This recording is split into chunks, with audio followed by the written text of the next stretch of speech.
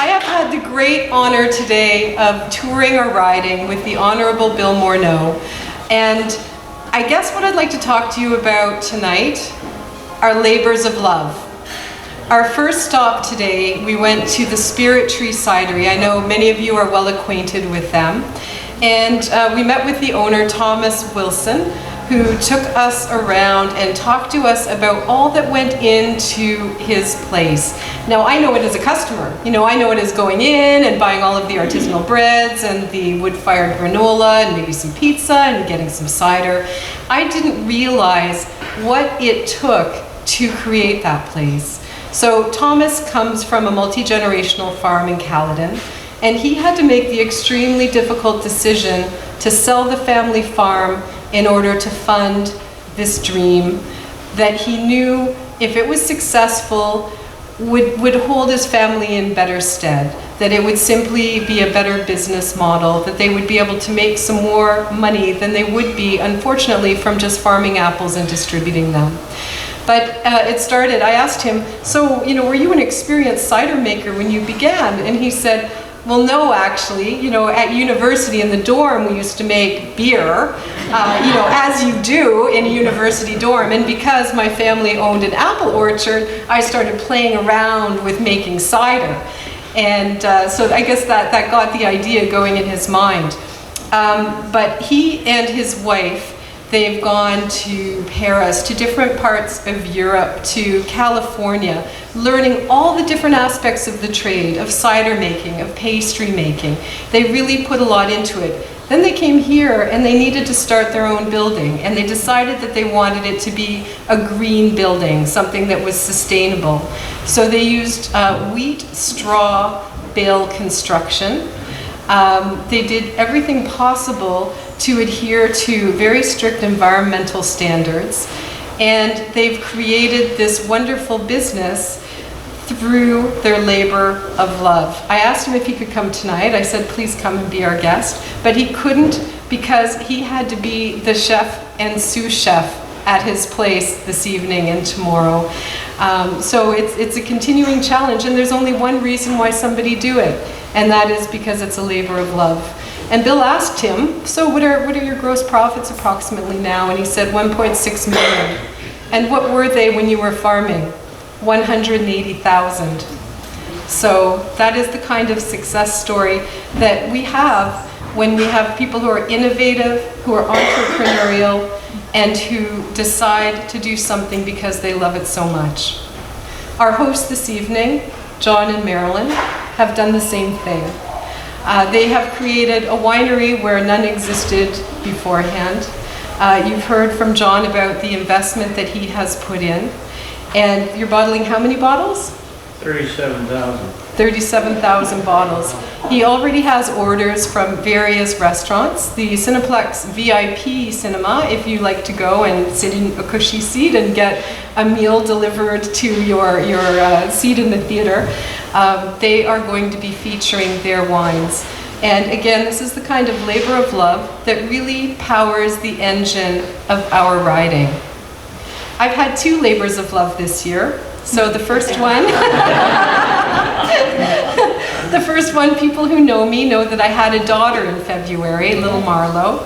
And then my second labor of love, of course, is running for the Liberal Party to be your Member of Parliament come October 21st. And a lot of people ask me, oh, sorry.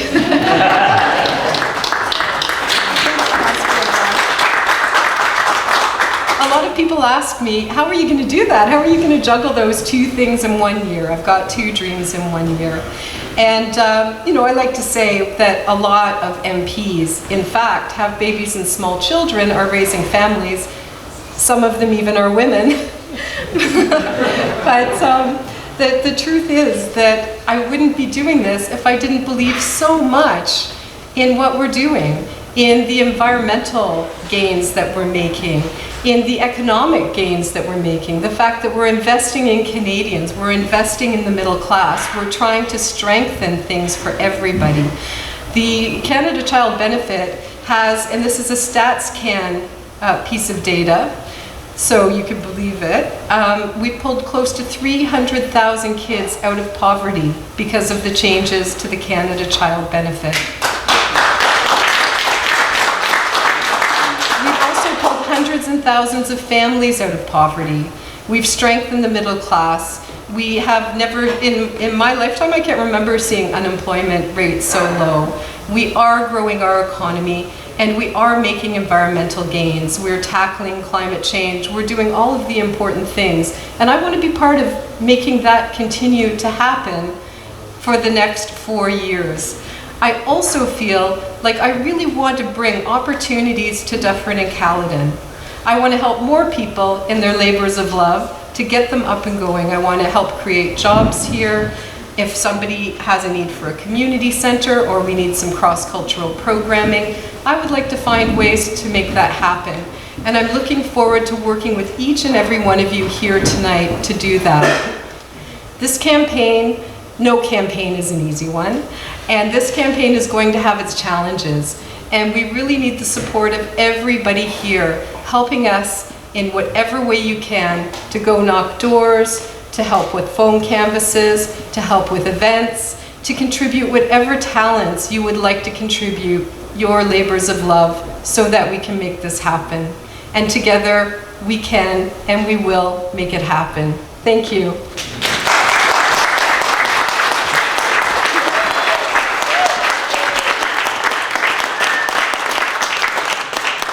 I wonder if we could hear from Minister Morneau. Sure.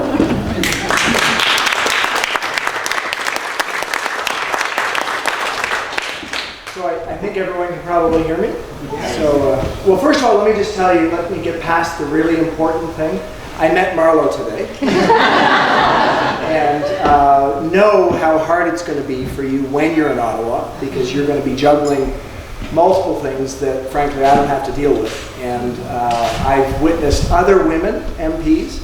We want to have more women members of Parliament, but in particular, we want to have more members of Parliament who can show that people from all different walks of life, whether it's when they're raising their children, or whether they're from the farthest reaches of the country, or whether they're from a group that is not well represented, that they can actually come and be members of Parliament and represent their riding. So I'm excited for Michele's candidacy for many, many reasons. But Marlo's an additional reason to be excited. She'll be a role model for her daughter, for my daughters, and for other young women across the country, saying this is what you can do in our country. We actually want everyone to be there. So I'm here tonight, though, to talk about what I see as what we've achieved over the last 4 years, and why I think it's so critically important that all of you do what Michele just asked you to do, that you actually support her and support our Liberal team for the next 4 years so that we can continue to make a big difference for Canada. We think back only 4 years ago to the challenges we were facing and the promises that we made Canadians in order to deal with those challenges. And you'll probably remember, we were facing 4 years ago a pretty stubbornly bad economy. We had unemployment rates that were about 7.1%. We were facing a situation where the price of oil was going down dramatically. The global economy was really stuttering. And we needed to decide, what do we do to deal with what we saw as the very real and very reasonable anxieties of Canadians? Because we saw that not only in that particular moment in time, but for literally the generation before, the middle class in our country, the vast number of Canadians were not experiencing the sort of positive outcomes from our growth that they expected. And our conclusion, and I think we've proved out over the last 4 years that this conclusion was right, was that if you invest in people's success, that they're going to put that money to work for themselves and their families. And when they do that, it's going to actually help raise all boats. We're going to be in a situation whereby getting more people engaged in a successful economy, we're actually going to see a big benefit for everyone. And that's going to allow us to continue on the path for dealing with that very real anxiety. So that was what we were trying to achieve in 2015. And the argument we put forth was that, in the face of challenges, in the face of a situation where people were worried about affordability for themselves and their families, We should be investing in the future. We should be a confident, optimistic nation that recognizes our very positive situation and invests, puts it forward so that we can actually make a long-term difference. You'll remember that the discussion was, though, that the other parties had a different message. They thought that it was a time for cutting and for facing up to what they saw as a need for austerity. So that was a very stark difference that we had. So what did we do? We had the good fortune of Canadians deciding that optimistic message was the right message. We moved forward, as Michele said, we cut taxes in the middle class, but at the same time we made the most fundamental difference in our social programs that had happened in a generation. And that was the Canada Child Benefit. So we made an enormous difference for 9 out of 10 Canadian families as they're raising their children. And what Michele was mentioning, lifting 300,000 children out of poverty, that's only part of it. We actually raised 825,000 people in this country out of poverty over the course of the last 4 years. That's 20% reduction in poverty in the last 4 years. And I'll tell you, it's absolutely unprecedented. We have never seen that happen in our history as a country ever. And that's mainly because of that issue and what we call the Canada Workers' Benefit, which helps people get off social assistance and into work and gives them a benefit when they get into work with more money for themselves as they start to work. So as we think back over the last 4 years, I mean, if someone had told me in 2015, you're going to be able to be standing in front of a group of people and tell them that we're going to have a 20% reduction in poverty in 4 years, I would have said we aspire to that, but that's pretty hopeful. But that's where we are. And similarly, as Michele mentioned, we've gotten to a position where more people are working in this country than ever before. Not only do we have the lowest unemployment rates that we've had since we started collecting statistics, but among our working age population, people between 15 and 65, we have a higher number of working Canadians than ever before, a higher percentage and a higher number. So, this is the kind of result that you have when you move forward optimistically and try and help Canadians who really need help, those in the middle that are struggling to get by with benefits that are going to make a difference for them and their family. I say all that because the discussion this year is actually not going to be that much different. We're going to have an optimistic view, a view that we need to invest in the future. And the opposite view is going to be a view that says, you know what, we need to be careful, we might need to make cuts, we need to think about austerity. It's not going to be pitched that way. But I will tell you that I've sat in the House of Commons for the last 4 years, where the Conservatives have criticized and not voted for the Canada Child Benefit. They haven't voted for the increase in the guaranteed income supplement for seniors. They didn't vote for our reduction in middle class taxes. They really were not at all in favor of any of the programs that we're putting in place to make a difference for the vast majority of Canadians. And we're going to see a discussion around who can help Canadians more. But our discussion will be founded on the evidence that making those investments can make a huge difference for the future. Theirs will be founded on a framework that says you've got to balance a budget at all costs. And I will tell you, because I'm the finance minister, that their framework is wrong. We actually have the very best balance sheet among G7 countries by a country mile. We have less than half the debt as a function of our economy of any other of those countries. So the way I was describing it to some people in this room, it's like if you were living on a street and all the other houses on the street had mortgages that were more than twice as large as your mortgage. And you're sitting here and thinking about what should you do next. The reality is you have the opportunity to invest. And so what we see is that even with getting more people to work, even with lowering poverty rates, we still know that people are anxious about the future. While overall inflation may be at around 2%, the cost of some things is going up faster than that. The cost of healthcare is going up faster than that. The cost of education is going up faster than that. So people are worried and anxious for their families. So we need to deal with that affordability issue, and we need to deal with it in a real way. So we're going to come forward and say that we can still have that optimistic approach to investing in people's anxieties for the future. So our campaign will be about that as differentiated from what we see as the message that's going to be from the other team. You know, what we're seeing around the world right now, we are seeing a rise in populism that is the most significant since the 1930s. So we all remember what was going on in the 1930s. We are seeing what Christine Lagarde, the head of the International Monetary Fund, calls an age of anger.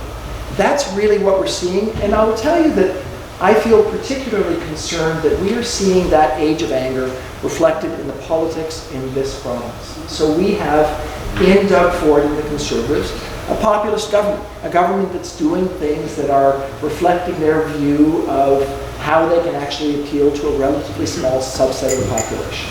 They're taking an approach that I call the cut first and think later approach. And it's pretty well demonstrated because we saw in their budget a whole bunch of things that they had to go back and unwind afterwards. So what we're going to do is we're going to take a thoughtful approach to dealing with the challenges that we face. But we're going to deal with the challenges. We're going to deal with people's anxiety. We know, for example, and Michele's someone who knows that climate change is real. We can't avoid issues that are so important for our children and our grandchildren. So we're going to address them head on. The discussion is going to be tough because people are going to say that we're burdening people with costs because of our approach to putting a price on pollution. But our answer will be that being responsible, putting a price on something makes sense because that's going to be what encourages us, all of us, to take the decisions to invest in the right way for the future so that we actually have a future. So I identify those two core issues: the economy and dealing with middle class anxieties, and the environment and dealing with all of our anxieties, as two issues because I think those are going to be the focal points of our upcoming election. I think that's what people are going to talk about. It's certainly going to be talked about differently from different parties. But what you're going to hear from us is that we believe that what we've done over the last 4 years is the right approach to continuing to deal with people's anxieties. And I think what I reflect on as I come out to Dufferin-Caledon is that we need more places where people are engaged in that discussion across our country. We can't afford to have places that are seen as conservative places. So you will know that we are fighting hard in all 338 ridings across the country. They're not all going to be equally easy. There are going to be some places where, of course, it's going to be particularly challenging. But we think in Dufferin-Caledon, this is a place that should be able to become a Liberal riding. And I will tell you that having Michele running here is going to make an enormous difference. You have someone who brings an expertise and an understanding of the business sector. You have someone who's fought for environmental issues. You have someone who has the capacity to listen and to understand, and the energy to actually do something. Because how Dufferin-Caledon has been represented for the last 15 years is rather devoid of energy. There's an opportunity to actually turn the page on an era that has not been kind to this area. And it's also an opportunity for the residents of Dufferin-Caledon to have a voice in the future of themselves and their children. So I'm excited that Michele is going to bring that voice here. But I will tell you that it's going to be hard. It's going to be hard and it's going to be a tough go. Michele is extremely polite. So when we were talking to the media today, she was studiously avoiding saying anything about the Harper era loser is now running from one riding to another riding in order to try and get in a second riding. But I'm willing to say that. We don't want to turn back to the past. And honestly, the alternative here is turning back to the past and the Harper era policies or moving forward with a confident agenda that can make a real difference for Canada. And the fact that you're all here, I want to say a huge thank you to all of you because the fact that you're here means that you're willing to be part of that. And I want to ask you though, that over and above, coming here, over and above making a financial contribution, we need people to volunteer and help out. And it may not be the people in this room, but all of you have friends and all of you have family. And it actually doesn't happen without many, many people being engaged in grassroots discussions that will get people engaged. I was saying to Michele today at lunch that, campaigns aren't won by the debates. They're won by the individual one-on-one conversations over the telephone, at doors, where you listen to people and understand what their issues are and their concerns, and tell them how we really plan on dealing with those issues. And the really great frame we have is that our approach is working. That we are in a situation where anybody who's engaged in business or in the economy in Canada, they should know that we have the best economy we have ever had. I will tell you as a Minister of Finance that I know that firsthand because I'm the guy who gets to see the tax receipts. And it is as good as it's ever been in this country. And it's surprised us on the upside. We know that there will be challenges ahead. We've had lots of challenges to deal with south of the border. There will be challenges in the United Kingdom to our friends from the UK because we know that we are going to be facing some headwinds from Brexit.